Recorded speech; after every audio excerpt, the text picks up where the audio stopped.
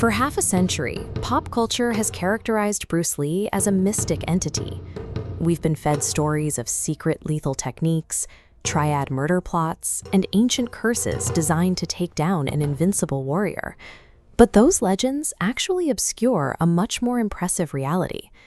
To understand his true genius, we have to look him in the eye and separate the man from the caricature.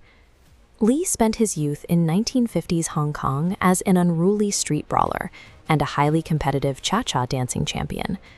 These gritty origins grounded his early life in physical reality, long before the Zen philosophy took hold. When he eventually sought out formal martial arts training, he was met with immediate prejudice. Because his mother was part European, several senior Wing Chun students flatly refused to train him, citing strict traditional rules against sharing their fighting systems with outsiders. Excluded from the inner circle, he had to figure out how to survive on his own.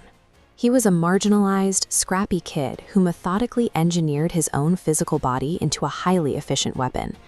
You've probably heard that the legendary Ip Man forged Bruce Lee into a master. The historical reality is that Ip Man operated mostly in a supervisory role. Lee's actual combat education came from the streets. He was trained primarily by Wang Shunliang and William Chung, highly pragmatic fighters who pressure-tested their kung fu in illegal, bare-knuckle rooftop matches. Lee realized early on that isolation breeds physical weakness. He began absorbing entirely different combat systems, and in 1958 he entered the Hong Kong Inter-School Boxing Championship and decisively dropped the reigning British champion, Gary Elms. He never cared about being a traditionalist. If a technique worked in a live fight, he kept it. If it relied on ancient dogma rather than actual physics, he discarded it. By 1964, Lee was running his own school in California. His open-door policy angered the traditional Chinese community, who issued an ultimatum: stop teaching non-Asians or face their top fighter in a private match. That led to a controversial bout against Wang Jackman. Lee won the fight, forcing his opponent to yield. But afterward, he found himself completely exhausted, disgusted that it took him 3 grueling minutes to secure the victory. Exhausted after just 3 minutes, Lee began to question the efficiency of his training. He saw the classical stances and rigid forms of his past as a paralyzing trap in a live combat scenario. This illustrates his radical solution, Jeet Kune Do. Rigid geometric blocks of traditional styles shatter into fluid streams, representing absolute formlessness.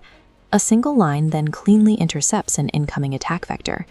The goal is extreme efficiency, stopping an opponent's strike at its exact origin point. Lee characterized Jeet Kune Do as a commitment to extreme adaptability. Absorb what is useful, reject what is useless, and add what is essentially your own. He brought that exact same philosophy into 1970s Hollywood. At the time, the American television industry was steeped in systemic racism, routinely utilizing yellowface casting and restricting Asian actors to silent, subservient sidekick roles. Instead of crashing against a studio system that refused to move, Lee applied his be water mindset. He flowed around the obstacle, abandoning Hollywood entirely to build his own leading man stardom overseas in Hong Kong.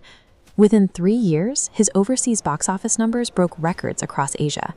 His massive international success forced the Hollywood establishment to come to him, resulting in full creative control for Enter the Dragon.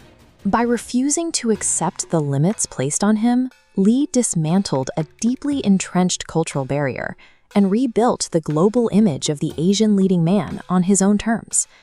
On July 20th, 1973, exactly 1 month before Enter the Dragon premiered, Lee died suddenly at the age of 32. Almost immediately, tabloid rumors of triad assassinations and mystical death touches filled the void. The autopsy provided a stark clinical reality. Lee died from severe cerebral edema, a massive swelling of the brain that left medical examiners completely baffled at the time. A 2022 hypothesis suggests hyponatremia. Lee's extreme liquid diet meant his kidneys couldn't filter the excess water, severely diluting his blood sodium. Compounding this is heat stroke. Lee surgically removed his underarm sweat glands, destroying his body's natural ability to cool its rising core temperature. There were no ninja assassins. Lee subjected his body to brutal physical stress, highly restrictive diets, and cosmetic surgeries. Ultimately, he paid the biological price for pushing mortal limits.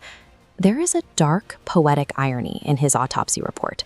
The philosopher who famously urged the world to be water died because his own kidneys could no longer process it.